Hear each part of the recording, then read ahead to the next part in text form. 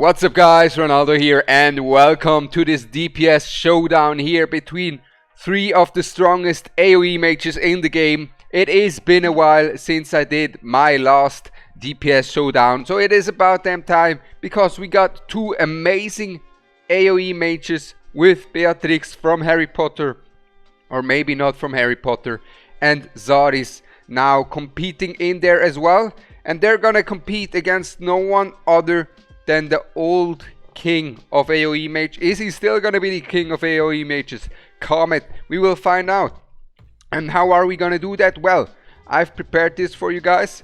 They're all gonna use the same set, and then we're gonna test their burst capabilities. Who has the highest burst window out of the three?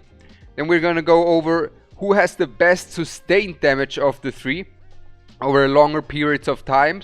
Who has the best value from support, who benefits the most from supports as well, is something that you need to consider. And of course, then we're gonna have a final verdict after these testings, because like I said, there is always multiple layers that you need to consider on these characters. You can't just say, well, this guy did more burst with one ultimate, that unit is gonna be the better unit. That's not as simple. I'll give my verdict in the end, but now let's get right into the testing of the three DPS. Starting off with Beatrix, the most exciting, the newest in the game. So what we're gonna do here is simple, really. We're gonna go into gear rate 1 and see how well she does on her own. On her own, without any help. And what we're going to do, guys, we are actually gonna run them with legendary lords. So that might actually be a big benefit for the two cursed units, as that Morrigan, especially for Beatrix, will have her deal insane amounts of damage. A new layout as well. Looks a lot more sexy actually. Looks way better. Look at this. Ooh. Oof. Alright. So we're just gonna put her in without an invic buffer whatsoever. Just her by herself, and see how well she's gonna perform in terms of single target AOE damage. So her ult comes out. This is what we're gonna test. We want to test her ultimate burst window. And yeah, looks solid. Let's see here her damage. Doesn't look that high though, I'll be honest. Let's do it again. Actually, let's do this again. This cannot be. This is not good enough. Let's see. 5 million, that's not good enough. That is very poor actually. Hold up, that is very poor. And now of course there was no invic buffer. There was no Dolores in there. But still, let's wait until all the units come up, so she doesn't waste half of her ultimate on half of the units, and then see if she performs better, or if she genuinely needs an invic buffer here. So she's gonna start hitting already early with her range. I'm gonna wait until everyone's coming in, giving her a chance to actually hit everyone with her ultimate. And let's see here. A bunch of summoning hits coming in here. Okay, that's solid damage. We take those. Alright, her ult is done though. And that's one we're gonna take her out to see her ult burst window. Without any help. 9 million damage from our girl here with a legendary lord. Now let's see Xaris on that discipline as well, and then we're gonna go into Khamet. So Xaris should be highly favored in discipline 1, as it is just initial deployment burst window, and of course, as we all know, Xaris has insane deployment, right? He comes in swinging with 3 extra summons, getting up to a total of 7 summons. With his ultimate, he will have extreme value from that. So if we place him down here, we can see he's summoning them already, and now he summons even more, and this is his strongest form. So here he should actually dominate the others. Let's see. Now we have to watch until these guys disappear, and yeah, I mean, we can see it already without an invic buffer, same gear. Xaris, wow, and he keeps on going. He still has these guys going, but let's just go out fairness wise for the other guys, that they don't get swooped by Xaris. What was that? No Invic buffer, same gear, 18 million damage, and we stopped early. It is about 20 million. Man, this guy. Glad I pulled him. Psych, I did not pull him. I tried to, but Moonton didn't let me get him. They knew that he would be dangerous in my hands. Let's just put it that way, that he would be dangerous. And now the last one in the discipline is gonna be Khamet. Let's see how Khamet will perform without any support. Now Khamet is one of the lads that profits a lot from supports during the longer run, as he has a high ult cost but can make up a lot for it due to the fact his faction gives him this lower ult cost, and there's a lot of rage generators that can help him out as well in that aspect, right? So let's see now. We're gonna pop that Khamet ult and let's see his burst window throughout his ultimate. 150k ticks here per auto attack. Let's see. One more. There we go, and that's it from our boy Khamet here. First burst window. He got rid of quite a few units as well. 16 million. Khamet. My goat. Oh, Beatrix, you got a lot to make up for here in the next discipline. 18 million from Xaris, about 20 if we extend his window. 16 million from Khamet, 9 million from Beatrix. Ay, young lady. Now this is gonna be the discipline where Beatrix can shine though, an extended fight. Why is that the case? Because she can permanently stack her ult attack up, right? She can stack up enemies as well, because in that extended fight we're gonna give these units 2 supporters here. For the cursed ones, they will get an Invic buffer like Baba. So they will get the Invic buffer Baba, and also there will be a healer called Eloin for them all as well in there to help them out getting their rage back and being able to regenerate everything. This way we will be able to see how well these guys actually perform under conditions where they are able to be supported, to be helped out with someone like an Invic buffer, and in a case where someone like Beatrix, for example, is able to stack up her passive and to make use of her talent, being able to get more damage when enemies die within her range, because by herself she wasn't able to, but with support I think she can perform very exceptionally, and I'm pretty certain she's gonna surprise us here. So let's just see. Beatrix against the world here. Come on. We put in Baba as well, and on top of that we're gonna put in Eloin. So Eloin is gonna come in here as well. There we go.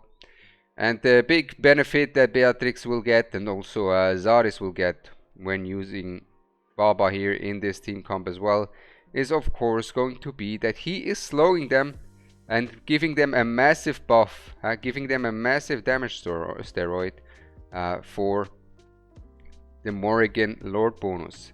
So first wave, we're getting through it. Easy pick'ems, that's what we like to see.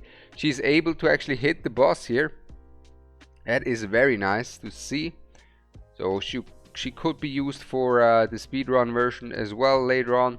Next wave comes in again. She already has her attacks stacked up from the first wave, so she should be even stronger, as the second wave is not as tanky either. Gets rid of it, doesn't she? Yes sir, she gets rid of it. Very well. Now her range is a bit of an issue here for these guys on the backside, as we can see here, but very exceptional now that she managed to ramp up, make use of her passive and talent, and we'll see how far she gets with the elims and with the damage dealt. Bunch of more elims coming in as well. She's hitting the boss here because she can't hit the guys on the backside. She almost got the boss on half life already, so with someone like a Silas you can definitely make use of that, maybe trying to go for the boss instead of the enemies, and then finish up the enemies later. Alright, so she is keeping up her tempo very well. We're at the last wave. She managed to do it all by herself. So far so good. Now it is just about her performing here. It is just about her performing in the last wave. And we will have to see how she's gonna do. So yeah, there we go. Gets a few enemies more, doesn't she? 35 enemies, 36 enemies are gone. She managed to get rid of 37 enemies. The last 3 were because they walked through the stones. So 37 enemies have been eliminated by her, dealing 120 million damage. Let's just make a screenshot here, so we do not miss out on that. 120 million damage from Beatrix on her own. Now let's see how well she's gonna perform, or how well Xaris is gonna perform. Now Xaris is gonna be the opposite like Beatrix, as he will be disadvantaged in that fight, whereas Beatrix was advantaged in that fight. He will be a bit of in a disadvantage, as he likes short fights.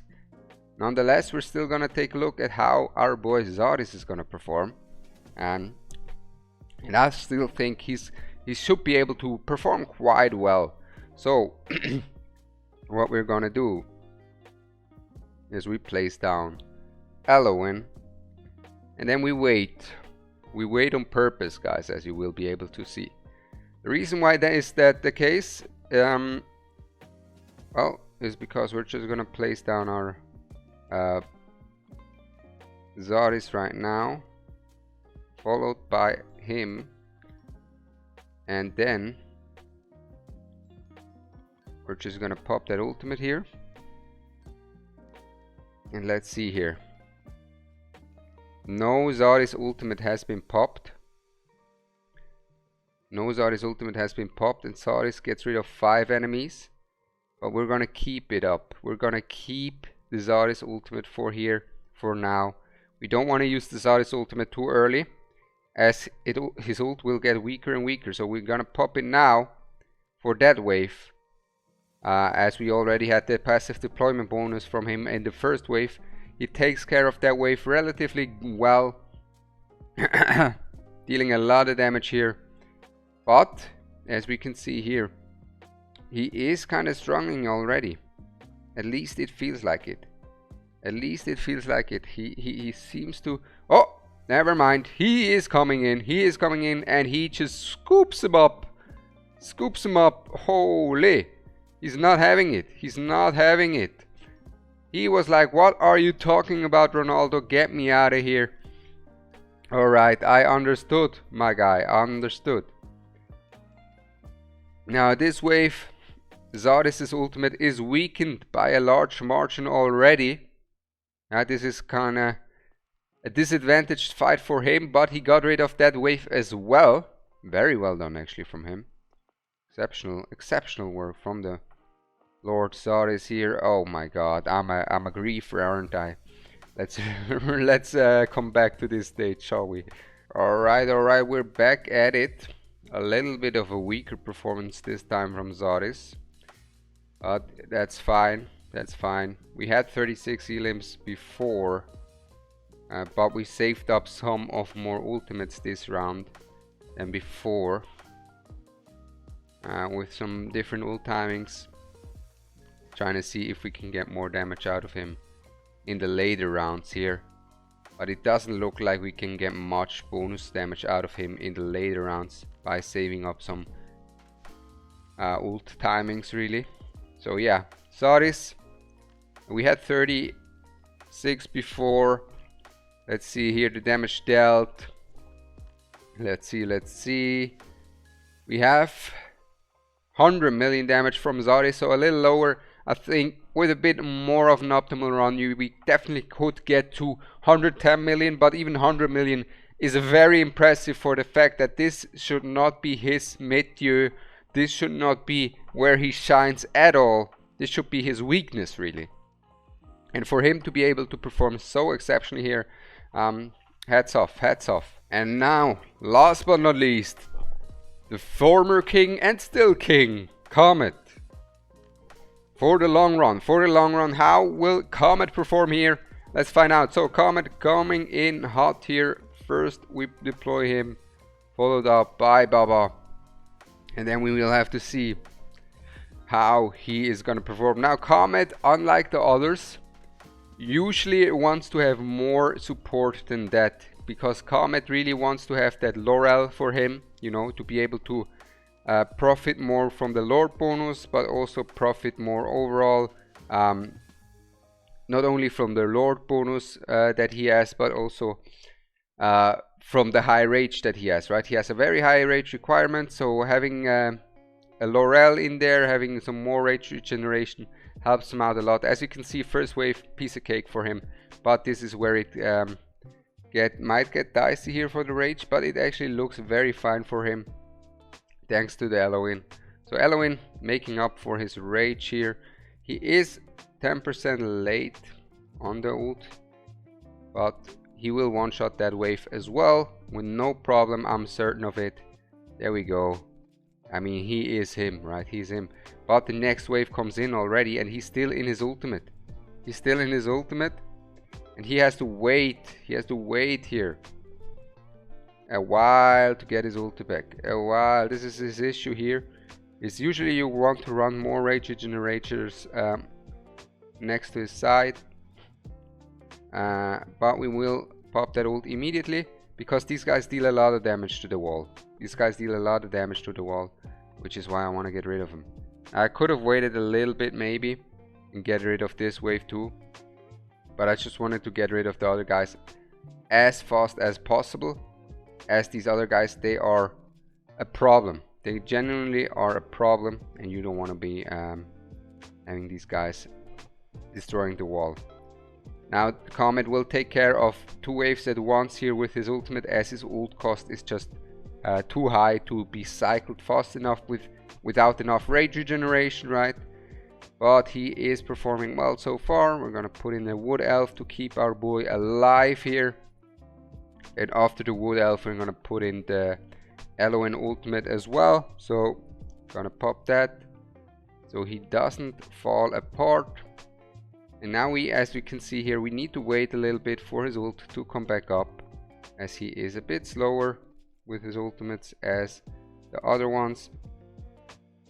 But of course, let's see, his ult is just bonkers. His ult is just bonkers, and he is on 40 elims, 41 elims, and from the looks of it, he is still kinda him, huh? It looks still that he is kinda him. He got the most elims out of all of the mages here, and on the initial burst window he was him as well. And yeah, Khamet. Let's see. Defeat, his damage output 160 million. 160 million, guys. Wow. Damn. A bit disappointed in Beatrix, not gonna lie. But I also have my verdict to give about Beatrix and everyone. So Xaris, first up Xaris. What can we tell about him? He's by far the strongest snap. You know, you put him in and he snaps and he one-taps anything that comes, any future content. You can put him anywhere. He is very unique in that aspect. He's unmatched in that tier. If you place him down for something, he will get rid of it immediately, right? Even without popping his ult, he got rid of the first wave through these 3 souls. Now if you have insanely tanky enemies coming in, you can pop his ult plus the 3 souls, and he will have 7 souls attacking, and he will one-tap them. Of course, these souls, the reason why these souls are so strong is each soul deals 80% AOE. 80%, 7 times 8, 560, am I right? Yes. And then we have her. Now she has also some nice souls, but her souls Of course, they are not 80% scaling, they have a 40% scale, so only half of it. But, and she has a very unique range. Now, I really like the range. I think the range, considering the new Guild Wars map, might be something that might actually be very viable in the new Guild Wars. Actually, thinking about it, hold up, it might be very good in the new Guild Wars map, that's for sure. And her consistent damage is very strong as well. She ramps up. She has a consistent ult up time as well. And on top of that, the thing is, what you need to consider about her, she can profit also a lot from supports, because she has all of these summons. She gets stronger when there's more summons, right?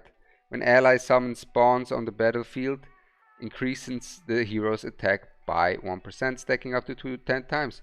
So you have her as well, right? You could put that guy in for more summons. You can empower the summoning strength through Anora as well. And you can see she has a lot of potential. She has a lot of potential. In terms of single unit without support from others, she's not going to have as much of a burst window as Xaris. She's not going to have as much of a burst window as Khamet, but she will have more consistency with her low ult cost compared to Khamet and her self-sufficient rage regeneration. But in the end, I still have to say Khamet is still the GOAT, Boreas is still GOATed, and of course Xaris is one heck of a unit. I think Xaris is just him, Khamet is him, Boreas is him. But then also you will have Beatrix that is useful for certain aspects of the game. Anora that is more useful for other certain aspects of the game. Dahlia that is more useful than the others in certain aspects of the game. So they all have their strengths. But after this DPS showdown, Khamet is still king. With that said, I wish you all a blessed day. I'm Ronaldo and I'm out. Peace.